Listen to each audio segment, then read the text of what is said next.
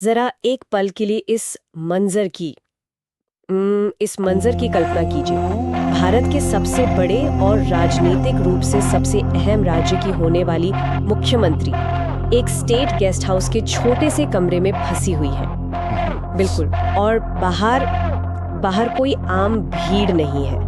मतलब एक उग्र, हिंसक और गालियां बकती हुई भीड़ है जो किसी भी कीमत पर उस कमरे का दरवाजा तोड़ना चाहती है।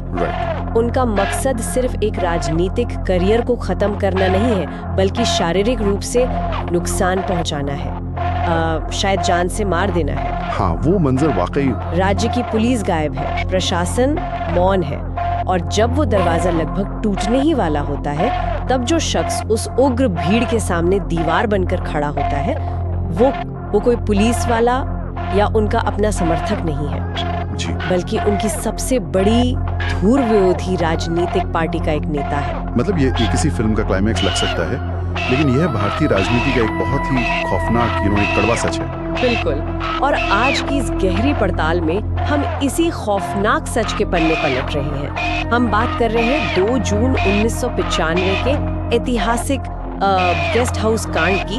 हमारे पास जो भी दस्तावेज, पुरानी रिपोर्ट्स और राजनीतिक विश्लेषण मौजूद है, वे इस बात की गवाही देते हैं कि ये दिन उत्तर प्रदेश की राजनीति का सबसे बड़ा टर्निंग पॉइंट था। हाँ, सबसे बड़ा। लेकिन आगे बढ़ने से पहले मैं एक बात बिल्कुल स्पष्ट कर देना चाहती हूँ। ये एक बेहद संवेदनशील और राजनीतिक घटना है, इसलिए हमारा मकसद यहाँ किसी भी विचारधारा का, चाहे वो वामपंथी हो या दक्षिणपंथी या किसी भी राजनीतिक दल का पक्ष लेना बिल्कुल नहीं। सही बात है, हमारा काम सिर्फ तथ्यों पर बात करना है। बिल्कुल।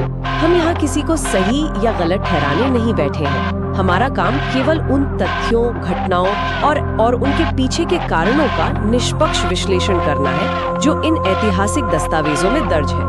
तो चलिए इसे थोड़ा विस्तार से समझते हैं। हाँ, तो उस दौर को समझने के लिए ना हमें सबसे पहले इस गेस्ट हाउस के दरवाजे तक पहुंचने वाली पृष्ठभूमि को समझना होगा। राइट। उस समय उत्तर प्रदेश में समाजवादी पार्टी यानी एसपी और बहुजन समाज पार्टी यानी बीएसपी की एक बहुत ही महत्वाकांक्षी गठबंधन सरकार चल रही थी। मतलब समाजवादी पार्टी के नेता मुलायम सिंह यादव और बहुजन समाज पार्टी के संस्थापक कांक्षी और उनकी युवा नेता मायावती ने मिलकर ये सरकार बनाई थी। अच्छा। और ये कोई साधारण गठबंधन नहीं था। मैं यहीं पर आपको थोड़ा रोकना चाहूंगी। मतलब भारतीय राजनीति में गठबंधन सरकारें तो बहुत बनती और बिगड़ती रहती है। 2 अलग-अलग दल सत्ता के लिए साथ आते हैं। इसमें ऐसा क्या खास था जिसने आगे चलकर इतनी बड़ी हिंसा की नींव रख दी? जो बात इस गठबंधन को अलग बनाती थी, वो थी इसकी सामाजिक बनावट। हाँ। मतलब ये सिर्फ 2 नेताओं का हाथ मिलाना नहीं था, यह उत्तर प्रदेश के 2 सबसे बड़े और हाशिए पर रहे सामाजिक वर्ग, अन्य पिछड़ा वर्ग ओबीसी और दलितों का एक साथ आना था। ये एक ऐसा रणनीतिक प्रयोग था जिसका मकसद राज्य की सत्ता से सवर्ण जातियों के वर्चस्व को खत्म करना था। ओके, मतलब एक सोशल इंजीनियरिंग थी। बिल्कुल। कागजों पर यह गणित एकदम अचूक था और इसने काम भी किया। उन्होंने मिलकर सरकार बना ली। तो अगर गणित इतना ही अचूक था और दोनों को सत्ता का फायदा मिल रहा था, तो फिर बहुजन समाज पार्टी ने अचानक समर्थन वापस लेने का इतना बड़ा फैसला क्यों कर लिया? क्योंकि हमारे दस्तावेज दिखाते हैं कि 1995 की गर्मियों तक आते आते ये गठबंधन पूरी तरह से चरमरा गया था। हाँ, यहीं पर राजनीति का असली कॉन्ट्रडिक्शन या कहीं विरोधाभास सामने आता। लखनऊ के वातानुकूलित कमरों में नेताओं ने हाथ तो मिला लिए थे, लेकिन जमीन पर, गाँव में, गाँवों में हालात बिल्कुल अलग थे। जिन 2 समुदायों के वोट बैंक को मिलाकर ये सरकार बनी थी ना, वे जमीनी स्तर पर संसाधनों, जमीन और स्थानीय सत्ता के लिए एक दूसरे से भयंकर रूप से टकरा रहे थे। अच्छा, मतलब बेस लेवल पे ही अनबन शुरू हो गई। एग्जैक्टली। मायावती का आरोप था कि उनके दलित समर्थकों पर अत्याचार हो रहे हैं और समाजवादी पार्टी की सरकार उन्हें सुरक्षा नहीं दे रही है। तो टकराव इतना बढ़ गया कि सत्ता में बने रहना बीएसपी के लिए अपने ही कोर वोट बैंक को खोने का खतरा बन गया। समझ रहे। इसलिए उन्होंने कड़ा फैसला लिया, सरकार से समर्थन वापसी का ऐलान। देखिए, अगर हम इस स्थिति को इसे थोड़ा आसान तरीके से समझें, तो ये कुछ वैसा ही था जैसे 2 लोगों ने मिलकर एक बहुत बड़ी कंपनी शुरू की हो और अचानक एक पार्टनर अपना सारा निवेश वापस खींच ले। जाहिर है दूसरे खेमे में अफरा तफरी मचना तय था। बहुत सी उदाहरण दिया आपने। ये एक महत्वपूर्ण सवाल खड़ा करता है। 1 मिनट, यहाँ एक और बहुत बड़ा सवाल उठता है। लोकतंत्र में समर्थन वापस लेना तो एक आम संवैधानिक प्रक्रिया है ना। हाँ बिल्कुल है। अगर आप समर्थन वापस लेते हैं तो राज्यपाल के पास जाते हैं, विधानसभा में बहुमत साबित करने यानी फ्लोर टेस्ट की मांग होती है। एक पूरी प्रक्रिया है इसकी। फिर अचानक से ये लोकतांत्रिक प्रक्रिया एक जानलेवा और हिंसक तूफान में कैसे बदल गई? वही मैं बता रहा था। मतलब एक संवैधानिक कदम पे इतनी खूंखार प्रतिक्रिया क्यों? देखिए, ये समझना बहुत जरूरी है कि ये सिर्फ नंबरों का खेल नहीं था, ये सत्ता और अस्तित्व की लड़ाई थी। जब आप किसी भारी भरकम ढांचे से उसकी मुख्य ईंट को खींच लेते हैं ना, तो वो ढांचा शांति से नीचे नहीं आता, वो भरभरा के गिरता है। बिल्कुल। समाजवादी पार्टी के लिए ये समर्थन वापसी सिर्फ एक राजनीतिक दांव नहीं था, बल्कि इसे एक सीधे धोखे के रूप में देखा गया। सत्ता हाथ से जाने का मतलब था वो ताकत और सुरक्षा खो देना जो उन्होंने इतने संघर्ष के बाद हासिल की थी। राइट। उनके नजरिए से मायावती ने न सिर्फ सरकार गिराई थी, बल्कि एक प्रतिद्वंदी के साथ मिलकर उन्हें सत्ता से बेदखल करने की साजिश रची थी। इसी खौफ और गुस्से ने ना संवैधानिक प्रक्रिया को सीधे सड़क की हिंसा में तब्दील कर दिया। आपकी वो एनालॉजी, वो ईंट वाली एनालॉजी मुझे बहुत सटीक लगती है। ये किसी मेहराब या भारी पत्थर के दरवाजे के बीच लगी उस कीस्टोन को निकालने जैसा था जिस पर पूरा वजन टिका हो। जैसे ही आप उस पत्थर को खींचेंगे, पूरा का पूरा ढांचा भयानक मलबे के रूप में आपके ऊपर ही गिरेगा। कोई सुव्यवस्थित बदलाव नहीं होगा, सिर्फ तबाही होगी। तबाही, हाँ। और यही तबाही 2 जून 1995 को लखनऊ के स्टेट गेस्ट हाउस में देखने को मिली। Exactly. और वो मंजर लोकतंत्र के माथे पर एक बहुत गहरे दाग की तरह है। हुआ ये कि मायावती अपने विधायकों के साथ लखनऊ के स्टेट गेस्ट हाउस के कमरा नंबर 1 में एक बैठक कर रही थी। वो आगे की रणनीति बना रही थी कि समर्थन वापसी के बाद अब क्या करना है। तभी दोपहर के बाद सैकड़ों की तादाद में कथित समाजवादी पार्टी के कार्यकर्ता, विधायक और उनके समर्थक वहां पहुंच गए। उन्होंने पूरे गेस्ट हाउस को घेर लिया। मुझे ना ये बात बिल्कुल समझ नहीं आ रही है। मतलब लखनऊ का स्टेट गेस्ट हाउस कोई आम धर्मशाला तो है नहीं, बिल्कुल नहीं। ये राज्य के अति विशिष्ट यानी वीआईपी लोगों के ठहरने की जगह है। वहाँ 24 घंटे कड़ी सुरक्षा होती है। हाँ। तो एक उग्र भीड़ वहाँ इतनी आसानी से कैसे पहुँच गए? राज्य का प्रशासन, वहाँ की पुलिस, वो सब क्या कर रहे थे? देखिए, दस्तावेजों में जो दर्ज है ना, वो भारतीय प्रशासनिक व्यवस्था की एक बहुत ही खौफनाक सच्चाई को उजागर करता है। जब राज्य का मुखिया या सत्ताधारी दल गुस्से में होता है तो अक्सर प्रशासन और पुलिस पंगु हो जाती है। मतलब उन्होंने कुछ नहीं किया? उस दिन भी यही हुआ। भीड़ ने न सिर्फ गेस्ट हाउस में प्रवेश किया, बल्कि उन्होंने बिजली और पानी की लाइनें भी काट दी। Oh my God! वहाँ मौजूद मुट्ठी भर पुलिस वाले या तो मूक दर्शक बने रहे या वहाँ से चुपचाप खिसक गए। भीड़ का मकसद सिर्फ नारेबाजी करना नहीं था, वे मायावती और उनके विधायकों को मनोवैज्ञानिक और शारीरिक रूप से तोड़ना चाहते थे, ताकि वे डर के मारे समर्थन वापसी का वो फैसला बदल लें। और ये सिर्फ डराने तक सीमित नहीं रहा। वहाँ जो हुआ उसका जो वर्णन दस्तावेजों में सामने आता है वो सच में रोंगटे खड़े कर देने वाला है। बिल्कुल। भीड़ ने विधायकों के साथ मारपीट शुरू कर दी। कुछ विधायकों को जबरन वहाँ से अगवा कर लिया गया। हाँ, गाड़ियों में डाल दिया गया उन्हें। और इसके बाद भीड़ का रुख हुआ उस कमरे की तरफ जहाँ मायावती खुद मौजूद थी। यहाँ कहानी वाकई बहुत दिलचस्प और डरावनी हो जाती है। आप उस बंद कमरे के अंदर के माहौल की कल्पना कीजिए।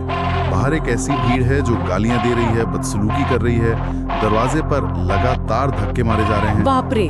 मायावती और उनके कुछ वफादार अंदर से फर्नीचर लगाकर दरवाजा बंद करके उसे रोके हुए। राजनीति के इतिहास में ये सत्ता बचाने की नहीं, बल्कि अपनी जान बचाने की सबसे खौफनाक लड़ाई लड़ रही थी। ये सिर्फ एक राजनेता पर हमला नहीं था, ये एक दलित महिला पर उस सत्ताधारी वर्ग का हमला था जो इस बात को बर्दाश्त नहीं कर पा रहा था कि कोई उनके खिलाफ खड़ा होने की हिम्मत कैसे कर सकता है। सही कहा। दरवाजे पर पड़ने वाला हर धक्का ये बता रहा था कि अगर ये दरवाजा टूटा तो आज अंदर मौजूद लोगों का जिंदा बचना मुश्किल है। हाँ, कोई शक नहीं इसमें। और कोई पुलिस मदद के लिए नहीं आ रही थी। और जब लग रहा था कि वो दरवाजा बस अब टूट ही जाएगा और अनर्थ हो जाएगा, तब उस पूरी कहानी में एक ऐसा मोड़ आता है जिसकी किसी ने दूर तक कल्पना नहीं की थी। एक रक्षक की एंट्री, एग्जैक्टली। एक रक्षक की एंट्री होती है। और सबसे हैरानी की बात यह है कि वो रक्षक उनकी अपनी बहुजन समाज पार्टी का कोई बड़ा नेता नहीं था, वो राज्य का कोई ईमानदार पुलिस अफसर भी नहीं था। वो शख्स थे ब्रह्मदत्त द्विवेदी, भारतीय जनता पार्टी यानी बीजेपी के एक वरिष्ठ नेता। मैं चाहूंगी कि आप इसे थोड़ा समझाएं, मतलब ये बात इतनी चौंकाने वाली क्यों है? यहाँ सबसे दिलचस्प बात यह है कि वैचारिक रूप से बहुजन समाज पार्टी और भारतीय जनता पार्टी बिल्कुल दो अलग अलग ध्रुवा पर खड़े थे, मतलब नॉर्थ और साउथ पोल समझ। राइट। बीएसपी का पूरा राजनीतिक आधार सवर्ण और हिंदुत्व की राजनीति के खिलाफ खड़ा हुआ था, जिसका प्रतिनिधित्व बीजेपी करती थी। दोनों पार्टियों के बीच कोई स्वाभाविक तालमेल था ही नहीं। बिल्कुल। लेकिन उस संकट के क्षण में ब्रह्मदत्त द्विवेदी ने राजनीतिक विचारधारा को पूरी तरह किनारे रख दिया। तो दस्तावेजों के मुताबिक द्विवेदी जी ने कैसे हस्तक्षेप किया? क्या वे अपने साथ कोई पुलिस बल लेकर आए थे? नहीं, वो खुद अकेले ही उस भीड़ के सामने खड़े हो गया। ब्रह्मदत्त द्विवेदी का शारीरिक कदकाठी काफी मजबूत था और कहा जाता है कि उन्हें मार्शल आर्ट्स का भी अच्छा ज्ञान था। अच्छा। वे अपनी जान की परवाह किए बिना उस भीड़ को चीरते हुए उस कमरे के दरवाजे तक पहुंचे। उन्होंने हमलावरों को धक्का देकर पीछे किया और खुद दरवाजे के सामने एक ढाल बन के खड़े हो गए। वाह। उन्होंने उस उग्र भीड़ को ललकारा कि अगर मायावती तक पहुंचना है तो पहले उनसे होकर गुजरना होगा। ये अपने आप में कितना बड़ा विरोधाभास है। एक तरफ वो लोग हैं जो खुद को शोषितों और पिछड़ों का मसीहा कहते हैं और वे एक दलित महिला की जान लेने पर उतारू हैं, और दूसरी तरफ एक सवर्ण दक्षिणपंथी पार्टी का नेता है जो अपनी वैचारिक विरोधी की जान बचाने के लिए खुद को मौत के सामने खड़ा कर देता है। राजनीति में अक्सर वैचारिक दुश्मनी को व्यक्तिगत नफरत मान लिया जाता है, लेकिन द्विवेदी के इस एक कदम ने उस दिन एक बहुत बड़ी लकीर खींच दी। हाँ, और उनके साहस का नतीजा ये हुआ कि भीड़ थोड़ा पीछे हटी। कुछ ही देर में वहाँ का पूरा माहौल बदल गया और मायावती को उस गेस्ट हाउस से सुरक्षित बाहर निकाल लिया गया। शुक्र है। लेकिन ये कहानी यहाँ खत्म नहीं होती है। इस एक बचाव ने उत्तर प्रदेश की राजनीति का पूरा भूगोल ही बदल कर रख दिया। बिल्कुल। इस घटना के तुरंत बाद के नतीजे इतने नाटकीय थे कि मतलब कोई भी राजनीतिक विश्लेषक चकरा जाए। हाँ। मायावती ने गेस्ट हाउस से बाहर आते ही समाजवादी पार्टी से अपना गठबंधन हमेशा के लिए खत्म कर दिया। वो राजनीतिक प्रयोग जो 1993 में बड़े धूमधाम से शुरू हुआ था, वो उस गेस्ट हाउस के टूटे हुए दरवाजों के साथ ही दफन हो गया। और इसके बाद जो सत्ता का पलटवार हुआ ना, उसने सबको चौंका दिया। जिस भारतीय जनता पार्टी के नेता ने उनकी जान बचाई थी, उसी पार्टी के शीर्ष नेतृत्व ने मायावती को समर्थन देने का फैसला किया। Wait, really? उसी समय? हाँ, और इस तरह 1995 में मायावती उत्तर प्रदेश के इतिहास में पहली बार मुख्यमंत्री की कुर्सी पर बैठी, वो भी एक ऐसे जानलेवा हमले के ठीक बाद। ये भारतीय राजनीति का एक ऐसा क्षण था जिसकी गूंज पूरे देश में महसूस की गई। अब यहाँ हम थोड़ा रुकते हैं और इस घटना के व्यापक प्रभाव यानी इसके बिगर पिक्चर पर बात करते हैं। तो इस सब का असल में क्या मतलब है? मतलब राजनीति में तो गठबंधन टूटते और बनते रहते हैं। राइट। तो फिर इस 2 जून 1995 की घटना को भारतीय राजनीति का टर्निंग पॉइंट क्यों माना जाता है? जो लोग आज राजनीति को गहराई से समझना चाहते हैं, उन्हें इस घटना की परवाह क्यों करनी चाहिए? अगर हम इसे बड़े परिप्रेक्ष्य में देखें ना, तो इसे सिर्फ एक सरकार के गिरने और दूसरी के बनने के तौर पर देखना, ये बहुत बड़ी भूल होगी। इस घटना ने भारत में दलित राजनीति के डीएनए को पूरी तरह से बदल कर रख दिया। वो कैसे? 1995 से पहले दलित राजनीति अक्सर किसी न किसी बड़े छाते के नीचे रहती थी, चाहे वो कांग्रेस हो या समाजवादी आंदोलन। लेकिन इस गेस्ट हाउस कांड के ट्रॉमा और उसके बाद मिली सत्ता ने बहुजन समाज पार्टी को एक नई मुखरता दी, एक इंडिपेंडेंस दी। अच्छा, मतलब जो घटना उन्हें डराने और हमेशा के लिए राजनीति से खत्म करने के लिए रची गई थी, उसी घटना ने उन्हें पूरी तरह से स्वतंत्र और आक्रामक बना दिया। बिल्कुल। जब मायावती मुख्यमंत्री बनी तो उनके काम करने के तरीके पर इस घटना की साफ परछाई दिखी। क्योंकि उनका सत्ता में पहला अनुभव एक भयानक अराजकता और पुलिस की नाकामी का था, इसलिए उन्होंने एक बेहद सख्त प्रशासक की छवि बनाई। राइट। लॉ एंड ऑर्डर को लेकर वो बहुत सख्त थी। हाँ, उनके शासनकाल में कानून व्यवस्था को लेकर जो सख्ती देखी गई, उसकी जड़ें उसी गेस्ट हाउस के खौफ में थी।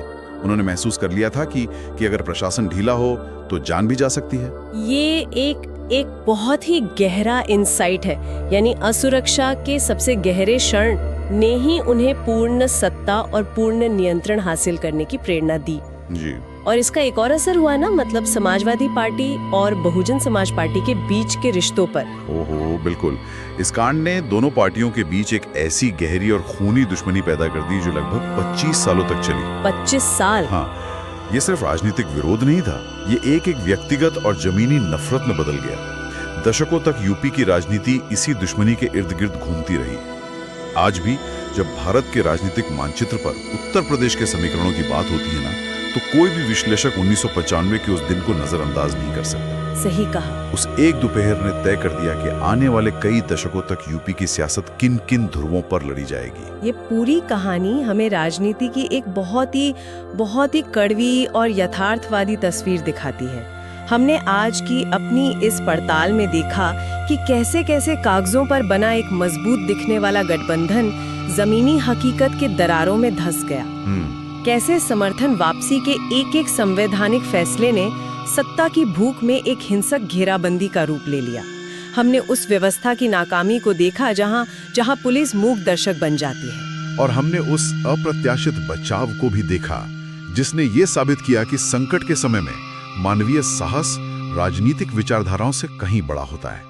उस गेस्ट हाउस के कमरे से निकलकर सत्ता के शीर्ष तक पहुंचने का मायावती का यह सफर, ये सिर्फ एक राजनेता की कहानी नहीं है, बल्कि ये भारतीय लोकतंत्र के उस दौर की कहानी है जहां राजनीति अपना सबसे क्रूर चेहरा दिखाती है। बिल्कुल, ये सच में सोचने पर मजबूर करता है कि सत्ता के गलियारों में जो फैसले लिए जाते हैं उनका जमीनी स्तर पर कैसा विस्फोटक असर हो सकता है। जी खैर, अब हम इस गहरी पड़ताल की बिल्कुल अंतिम पड़ाव पर आ गए हैं।